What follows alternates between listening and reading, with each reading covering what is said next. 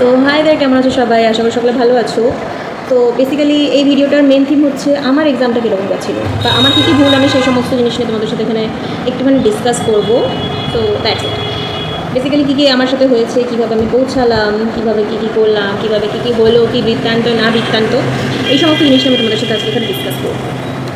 Basically দেখো, আমাদের 7ই June exam ছিল আর 6ই জুন আমি চলে গেছিলাম কলকাতা, কারণ ম্যাক্সিমাম সেন্টার তো কলকাতায় ছিল, আপনার সবাই জানো এটা। তো 6ই জুন আমি পৌঁছে গেছিলাম কলকাতাতে। আর কলকাতা থেকেও আমার যে সেন্টারটা বিপি পোদ্দার, সেটা বেশ খানিকটা দূরে ছিল। সো মোটামুটি আমাকে ওখানে নাইট স্টে করতে হচ্ছিলো, যেহেতু 6ই জুন গেছিলাম। আর থ্যাঙ্কফুলি 6 জুন গেছিলাম, 7 জুনে বেশ কটা লোকাল ট্রেন বন্ধ ছিল। আর লোকাল ট্রেন বন্ধ থাকার পাশাপাশি ওই দিনকার আরেকটা এক্সাম ছিল, আর যত সম্ভব বিএসসি নার্সিংয়ের এক্সাম ছিল।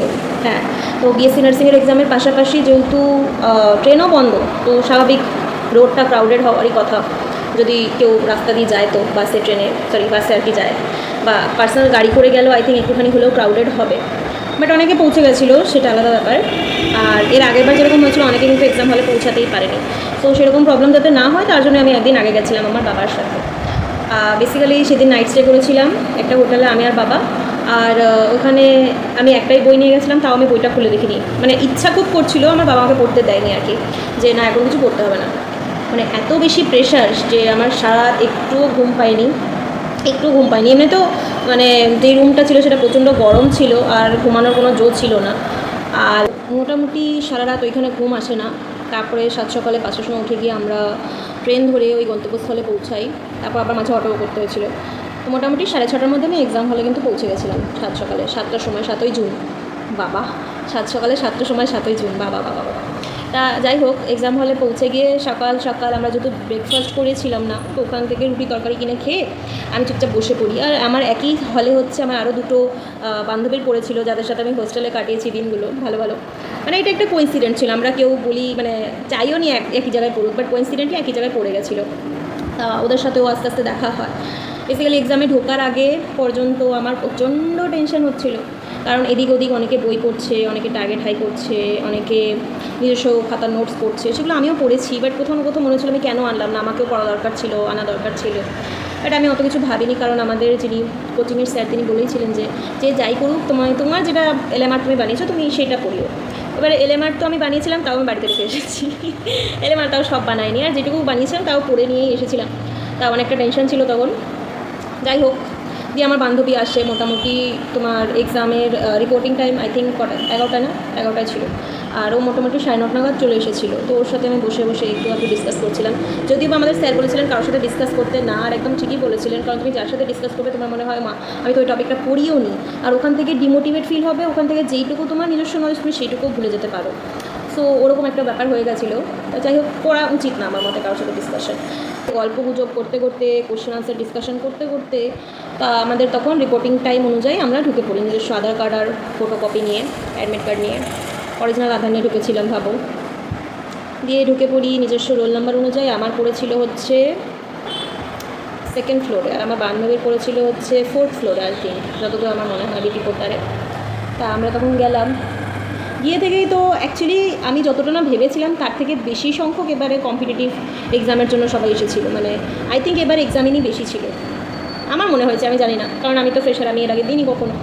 তা যখন আমি উঠছিলাম সিঁড়ি দিয়ে, তখন তো মানে সেই একেবারে মানে সেই কোনো আন্দোলনে যেরকম প্রত্যেকে ওঠে সেরকম এর আগে আমি দিয়েছি, বাট এবারের এক্সামের এক্সপিরিয়েন্সটা একটু অন্যরকম ছিল। উঠলাম সবাই আস্তে আস্তে, উঠে নিজের জায়গায় পৌঁছালাম। হলে ঢোকার আগে আমি ওয়াশরুম হয়ে আসলাম একবার, কারণ হলে ঢুকে আদৌ বেরোতে দেবে কি না দেবে তার সন্দেহ আছে। দিয়ে ওয়াশরুম হয়ে এসে তারপর আমি নিজের জায়গায় বসে থেকে তো ইনভিজিলেটর কখনো আসেননি, আর আমার পাশে একটা মেয়ে বসেছিল, তার সঙ্গে কোনো কথাবার্তা কিছু বলিনি। আর আমার দেখে ওকে বেশ ইন্টেলিজেন্টই মনে হচ্ছিলো, ইভেন সামনে আশেপাশে আর অনেকে এরকম ছিলেন যারা অলরেডি জব হোল্ডার। আমরা যেহেতু জানি যে 3 বছরের পর টিআরের জন্য অনেকে করতে আসে। তারপরে অনেকে এরকম ছিল যারা আমাদের সিনিয়র, অনেকে ছিল সিনিয়র দিদিরা। আর মানে একটু ভেতর ভয় ভয় করছিলো, ছেলেরা তো ছিলই অফকোর্স। আমার কখনো তো মানে এতগুলো এক্সাম দিয়েছি নার্সিংয়ের, কখনো তো ছেলেদের সাথে দিইনি।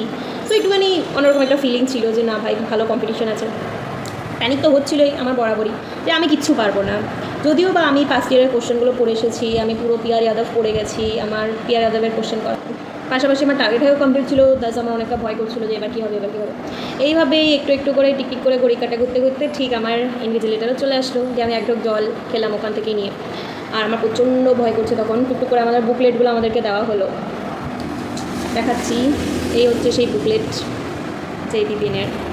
সো বুকলেটগুলো দেওয়া হলো, আর প্লাস্টিকে যেহেতু মোড়া ছিল তো ওনারা বললোই যে তোমরা আগে ওপরে এগুলো পরে নাও, দিয়ে তারপরে আমরা যখন র্যাপারটা খুলতে বলবো, মানে প্লাস্টিকটা খুলতে বলে দিয়েছিল, আর ওপরে আমাদেরকে এই যে নিজস্ব সিগনেচার করতে বলেছিল শুধু, আর কিছু করতে বলেনি। যখন টাইম হবে তখনই আমরা এই র্যাপারটা খুলতে পারবো, মানে এই বাইরের প্লাস্টিকটা আমরা তখন খুলতে পারবো। এটা আর কি পেন দিয়ে করতে হয়, কেউ অনেকে হাত দিয়ে করতে গিয়ে কিন্তু ভেতরে ওই মাঠটা ছিঁড়েও যেতে পারে, কি জানি ছিঁড়তে পারে নাও ছিঁড়তে পারে, বাট আমরা পেন দিয়ে করাই জানি, তো পেন দিয়ে করেছিলাম এই জিনিসটাকে, পেন দিয়ে খ্যাচ খ্যাচ করে কেটে দিয়েছিলাম। তারপরে যেই আমি প্রথম কোশ্চেনটা করলাম ভাই, আমার মনে হচ্ছিল আমি এটা পড়ি তো নি, মানে প্রথম পেজটা দেখেই আমার হয়ে গেছে যে এটা কি, মানে আমি তো জানি না এই জিনিসগুলো। আমার পুরো হাল খারাপ। আমার পাশে যেন আমার দিকে তাকিয়ে আছে তখন, আমি দিয়ে মনে মনে ভাবছি ঠিক আছে পরের পেজটা করি। এবারে সত্যি করে পরের পেজ থেকে আস্তে আস্তে পড়তে পড়তে বেশ কটা আমার হয়ে যাচ্ছিলো, বেশ কটা আমি পারছিলাম, আবার বেশ কটা পারছিলাম না। আমি ম্যাক্সিমাম এলিমিনেশন প্রসেসটা অ্যাপ্লাই করছিলাম, তারপরে দুটো কাটছাট হয়ে গেলে তারপর লাস্টে নিজস্ব নলেজ অ্যাপ্লাই করছিলাম, যেটা আমরা জানি আর কি সকল। তো এইভাবে টুকটুক করে কোশ্চেন করছিলাম। আর আমি যখন বাড়িতে মক টেস্টগুলো অ্যাটেন্ড করছিলাম, তো বাড়িতে আমার করার প্রসেস এরকম ছিল, মানে বাড়িতে এরকমই আমাদের বইয়ের মতো কয়েকটা মক টেস্ট এরকম দেওয়া হয়েছিল। আর ওই মক টেস্টগুলো আমি যখন অ্যাটেন্ড করছিলাম, তো আমি পুরো বুকলেটটাকে আগে সলভ করছিলাম, তারপর ওএমআর সলভ করে বললাম যে আমার শুধু বুকলেটটা সলভ করতে 15 মিনিটস টাইম লাগতো, আর ওএমআরটা সলভ করতে 20 মিনিটস টাইম লাগতো। তারপরে আমার কিছুটা টাইম থাকতো যাতে আমি আমার বাকি জিনিসগুলোকেও মানে চেক করতে পারি, যেগুলো আমি পারিনি। তো সেই অনুযায়ী আমি এখানে বুকলেট সলভ করতে গেছিলাম। বাট ভাই, এখানে যে এরকম কয়েকটা লেন্দি কোশ্চেন আসবে সেটা তো আমি জানতাম না। মানে অপশানগুলো পড়ে অপশানগুলো এতটাই কাছাকাছি, এতটাই সিমিলার মনে হচ্ছে যে আমি তো জানি না ভাই। এই পেজটা দেখো, জাস্ট এক একটা কোশ্চেন দেখো, পড়তে টাইম লাগছে। ইভেন 4টে অপশান তো আমি পড়বো, পড়তে তো টাইম লাগছে না। আর আমার এত বুঝে বুঝে করতে হচ্ছে জিনিসগুলো যে প্রচুরটা টাইম খেয়ে নিয়েছিল। আর লাস্টে আমি যখন ওএমআর ফিল করতে বসেছি তখন আমার হাতে মাত্র 20 মিনিট টাইম। ভাবো যে আমি এত কিছু করেছি, তবুও তো আমি আরেকবার চেক করে করে করবো নাকি, যেটা উচিত হয়নি। মানে প্রথমে আমি বেশ কটা কোশ্চেন করছিলাম, করে আবার রিচেক করে করছিলাম, যেটা কি একেবারেই উচিত হয়নি ওই মোমেন্টে। ইভেন আমাদের স্যারও আমাদেরকে বলেছিলেন যে এইভাবে মানে করবে না, ট্রাই করবে না একেবারেই, যে সব কটা বুকলেট সলভ করে তারপর আনসার কি সলভ করে। উনি বলেইছিলেন আমাদেরকে যে একটা একটা করে কোশ্চেন সলভ করা। বাট আমি যেহেতু এতদিন আমার মতো করে অভ্যস্ত ছিলাম, তো আমি নিজের ক্যালমা ওখানে অ্যাপ্লাই করেছি, বাট ওটা অ্যাকচুয়ালি করাটা আমার একটু উচিত হয়নি। আর তখন যখন আমি দেখছি যে এখন আমার ওএমআর ফিল করা বাকি, আর আমার হাতে মাত্র 15 মিনিট টাইম আছে, আমার গোটা তাও 85খানা, মানে 85 তো না, মানে মোটামুটি তুমি 75টা 70টা কোশ্চেন তুমি ভাবো আমি একেবারেই অ্যাটেন্ড করিনি, মানে ওই মানে বাবালি ফিল করিনি। তখন আমার হয়ে গেছিলো, আমার তখন হাত কাঁপতে লেগে গেছিলো, আর আমার অলরেডি অ্যাজমা আছে, আমার শ্বাসকষ্ট হতে স্টার্ট হয়ে গেছিলো। আমার বাবাল আমি ধরে ধরে ফিল করতে গোল্লা বসাতে পারছি না। আমার যে কী ভয় টাইনা আমি পেয়েছি তখন, তোমরা জাস্ট জানো না। আর মোটামুটি মানে যখন বেল রিং হবে তার 10 মিনিট আগে আমাদেরকে বলেছিল যে আপনারা হচ্ছে এইভাবে সেপারেট করে নেবেন, ঠিক আছে, মানে ওয়েমারটাকে এইভাবে সেপারেট করে নেবেন। লাস্টে আমি 8টা নটা মতো আমার কয়েকটা এমসিকিউ ছিল, যেগুলো আমি একেবারেই ছেড়ে দিয়েছি। আর বাকিগুলো আমি যা পারি আমি নিজের মতো করেছি, ঠিক আছে। তাও কারণ আমাদের স্যার বলেছিল বেশ কয়েকটা অ্যাটেম্প্ট করে আসতে হবে, মোটামুটি 80 তো অ্যাটেম্প্ট আনসার রাখতেই হবে তোমাকে কম বেশি, যদি তুমি একটা ভালো স্কোর করতে চাও। তো তুমি পারো না পারো অবশ্যই তোমাকে জেনে আনসার করতে হবে। বাট ওই মোমেন্টে আমার মনে হয়েছিল ভাই আমার কাছে যদি কোশ্চেনটা কঠিন লাগে তাহলে সবার কাছে কোশ্চেন কঠিন লাগছে, এর মাঝখানে আমাকে করতে হবে সব কিছু করতে হবে। এমন একটা সিচুয়েশন আমার মাথায় তখন কাজ করছিল না, আমি জাস্ট বলে বোঝাতে পারবো না। তা লাস্টের কিছু টাইমেও আমি হচ্ছে আনসার তখন করছি, আবার রিজেক্ট করছি, আবার দেখছি করছি আর করছি। এবারে স্যাররা বললেন যে ওএমআরটা খুলতে, মানে ওএমআরটা ছাড়াতে আরেকটা ইয়ের সাথে, কার্বন কপির সাথে। গেস হোয়াট, আমার হাত এত পরিমাণে কাঁপছে তখন, আর একটু হলেই আমার ছিঁড়ে যায়। আমি তোমাকে ইভেন দেখাতেও পারি যে এইখান থেকে একটুখানি টিয়ার হয়ে গেছে, আর একটু হলেই ক্যাচ করে ছিঁড়ে যেত। আমার সব শেষ। এই যে এইটুকু ছিঁড়েছে না, তাও এইটুকু এটারই ছিঁড়েছে, ওইটা কিন্তু ছিঁড়েনি। আমার যে কী ভয় আমি তখন পেয়েছি তুমি বলে বোঝাতে পারবো আমি যে কী হারে ভয়টা পেয়েছি। মানে যাই হোক, চেনার পরে আমার কিছু করার মানে ভাই যা হয়েছে বাদ দে।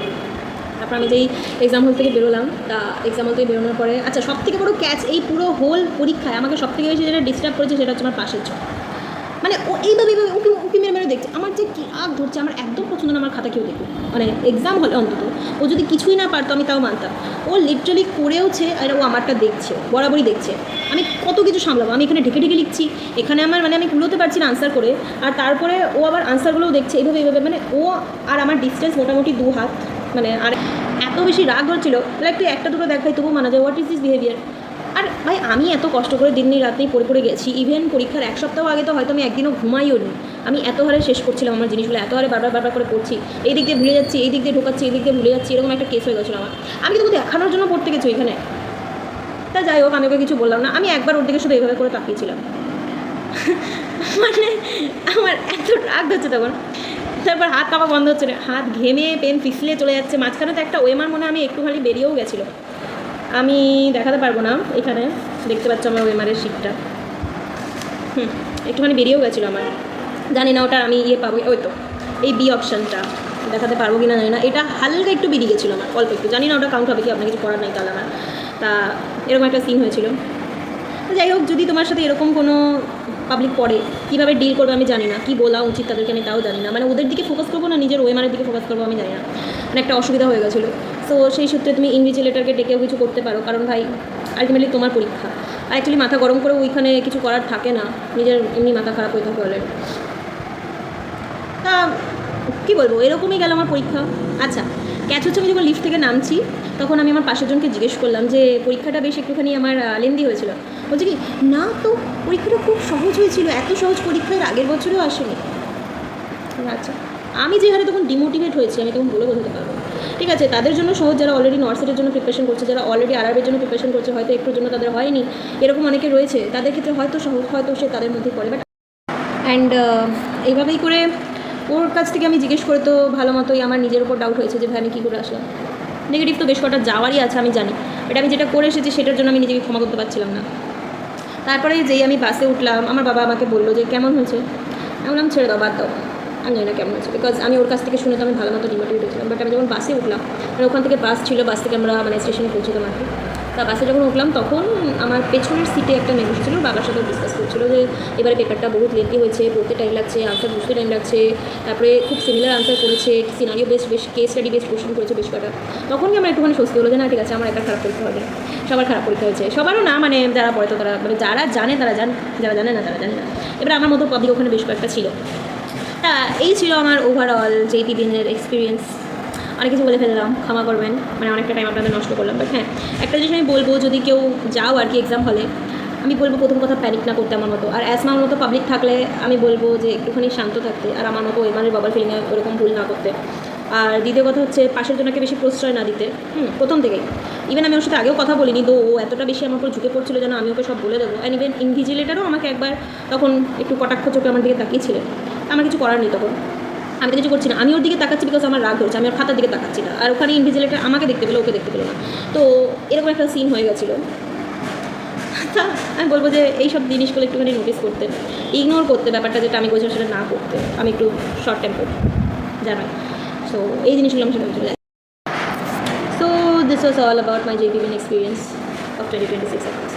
আমি একটা কথা বলবো যে যারা যারা প্রিপারেশন নিচ্ছ এক্সামের জন্য, সিরিয়াসলি নিতে, ক্যাজুয়ালি না যেতে, কিছু না পড়ে না যেতে, এটা ভেবো না যে আমি প্রথমবার দিচ্ছি কিছু না পড়ে যাবে, একদমই না। প্রত্যেকটা অ্যাটেম্প খুব ভালো করে দিতে, প্রত্যেকটা অ্যাটেম্প খুবই গুরুত্বপূর্ণ। যেরকম এবারে আমি জানি না কাট অফ কীরকম হবে না হবে, বলা খুব মুশকিল, আমার চান্স আছে না আছে বলা খুব মুশকিল, ঠিক আছে। তা নিজের 100% দিতে, এটাই বলবো। আর এক্সামে আমার মতো বোকামি বা ভুল যাই বলো সেগুলো না করতে, রাগটাকে কন্ট্রোল করতে, সিচুয়েশনটাকে আন্ডারস্ট্যান্ড করতে, সিচুয়েশনের সাথে একটু কোপ আপ করতে। আর একটা জিনিস হচ্ছে ঠিকঠাক টাইমে পৌঁছাতে, ঠিক আছে। আমার যেরকম টাইমে সমস্যা হয়নি এক্সাম হলে, আমার আরেকটা বান্ধবীর বিপি পোদ্দারই পড়েছিল, বাট অন্য সেন্টার, মানে সেন্টার কোড, সেন্টার মানে সেন্টারে একটা করে কোড থাকে, তো ওই কোডগুলো দেখে যেতে ভালো করে। মানে ও আমাদের বিপি পোদ্দারের সেন্টারে এসে বসেছিল, বাট ওর অন্য আরেকটা বিপি পোদ্দার করেছিল, এরকম অনেকের হয়েছিল, সেগুলো একটু ভালো করে নোটিস করতে। আর যেটা হচ্ছে যাই হয়ে যাক, সিচুয়েশান তোমার সাথে যেরকম একটা নতুন সিচুয়েশান হচ্ছে, সেরকম আরও অনেকগুলো লোকের সাথে হচ্ছে, সেটা ভাববে। আর যেটা হচ্ছে সেটাকে স্মার্টলি অ্যাটেন্ড করার চেষ্টা করবে। আমি জানি না কী আউটকাম আসবে, আমি জানি না, আমি জাস্ট এই ভিডিওটা আপলোড করছি বিকজ আমার মনে হয়েছে আপলোড করাটা উচিত, এই ব্যাপারে কথা বলাটা উচিত। অনেকেই রোজ রোজ এসে দেখছে যে টিফিনের রেজাল্ট এসেছে না এসেছে, আমিও বারবার করে চেক করছি আদৌ এসেছে না এসেছে, কী হবে না হবে আমরা জানি না। সামনে WBHRB আছে, তো সবাইকে all the best, okay bye.